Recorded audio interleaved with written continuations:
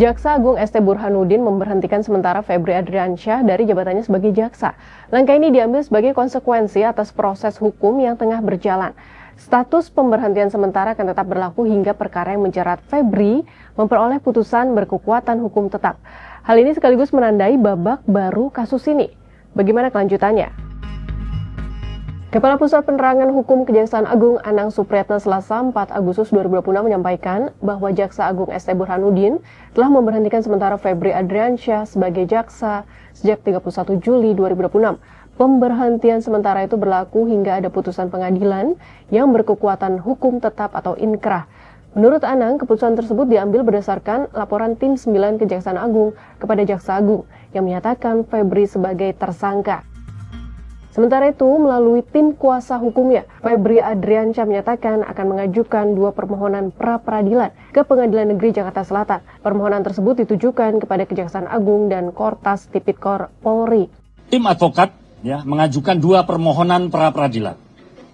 Jadi ada 2 permohonan pra-peradilan. Yang pertama, permohonan pertama terkait dengan upaya paksa yang dilakukan oleh Kejaksaan Agung Republik Indonesia dalam penetapan status tersangka, dugaan tindak pidana pencucian uang dan upaya paksa penahanan.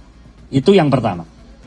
Kemudian permohonan yang kedua terkait dengan upaya paksa status penetapan tersangka dalam dugaan tindak pidana korupsi dan pencucian uang, serta penggeledahan dan penyitaan sebagai upaya paksa yang dilakukan oleh rekan dari Kepolisian Polda Metro Jaya. Dalam hal ini atau Kortas Tindak Pidana Tipikor. Menanggapi rencana pra-peradilan tersebut, Kepala Pusat Penerangan Hukum Kejaksaan Agung Anang Supriyatna menyatakan langkah itu merupakan hak hukum Febri Adriansyah. Rencana pra-peradilan ini juga memicu polemik. Peneliti Pusat Studi Anti Korupsi Fakultas Hukum Universitas Mula Warman Samarinda, Herdiansyah Hamzah menilai langkah tersebut mengonfirmasi kekhawatiran publik sejak awal ketika penanganan perkara dialihkan ke Kejaksaan Agung. Seharusnya Pak Magdir juga tidak melihat dari sisi atau sudut pandangnya Febri Adriansyah, tetapi juga melihatnya pada sudut pandang kepentingan sejak awal.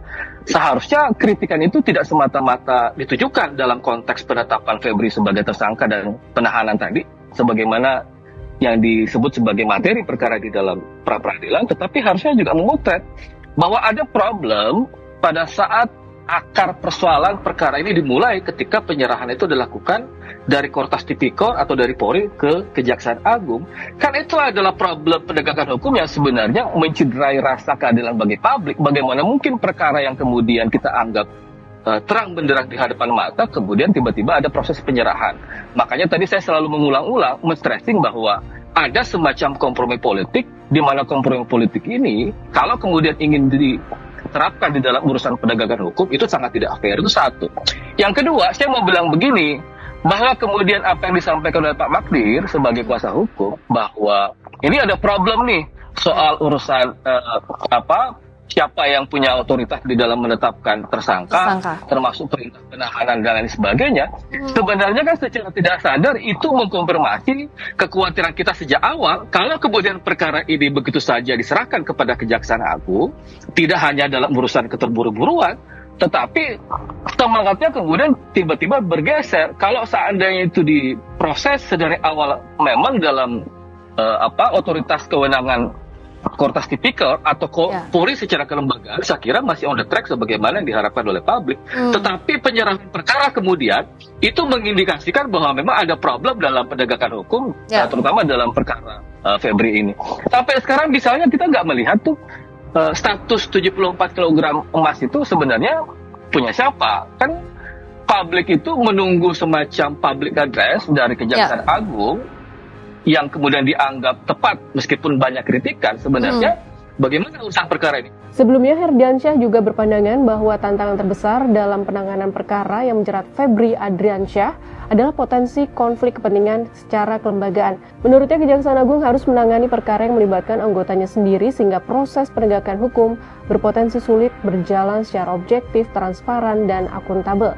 Ia bahkan menilai penanganan perkara ini secara samar mengarah pada kompromi politik dan proses transaksional di belakang layar.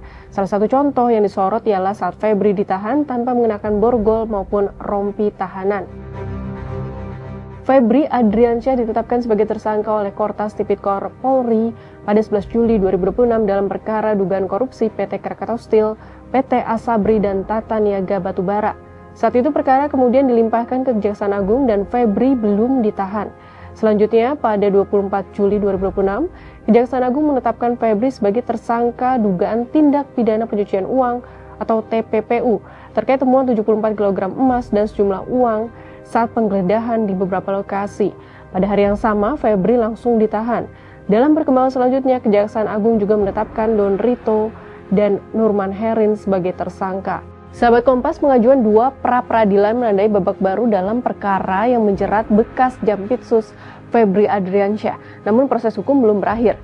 Publik ini menanti apakah Kejaksaan Agung mampu membuktikan seluruh dugaan yang disangkakan, termasuk mengungkap asal-usul kepemilikan 74 kg emas yang menjadi bagian dari perkara ini.